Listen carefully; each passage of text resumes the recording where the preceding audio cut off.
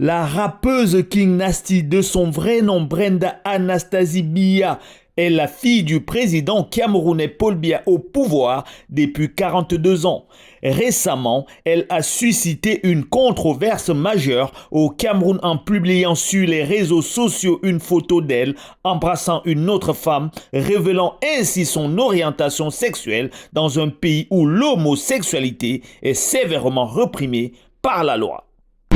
Au Cameroun, l'homosexualité est illégale et passible de peines sévères, y compris des peines de prison. De nombreux Camerounais ont été emprisonnés pour leur orientation sexuelle ou pour avoir manifesté des comportements considérés comme homosexuels. La législation camerounaise prévoit des peines allant jusqu'à 5 ans de prison et des amendes pour des personnes reconnues coupables d'actes homosexuels.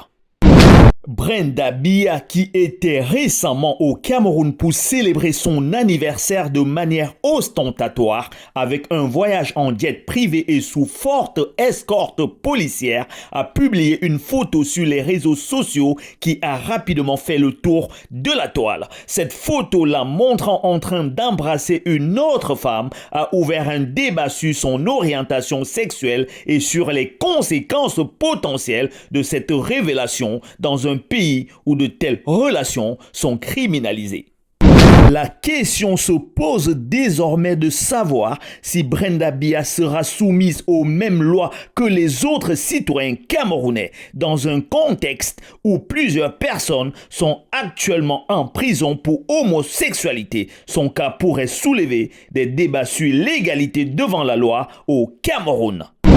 La famille Biya, étant au sommet du pouvoir, a souvent été perçue comme étant au-dessus des lois. Si aucune action n'est prise contre Brenda Biya, cela pourrait renforcer cette perception et susciter davantage de critiques à l'encontre du gouvernement camerounais pour son application discriminatoire de la loi. La situation de Brenda Biya met en lumière les défis et les contradictions des politiques camerounaises en matière de droits de l'homme. Son coming out public pourrait avoir des implications importantes pour le discours sur les droits LGBT au Cameroun, tout en posant des questions sur l'égalité devant la loi et l'usage de celle-ci à des fins politique. Seul le temps dira si cette affaire entraînera des changements ou si elle renforcera simplement l'idée d'une justice à deux vitesses au Cameroun.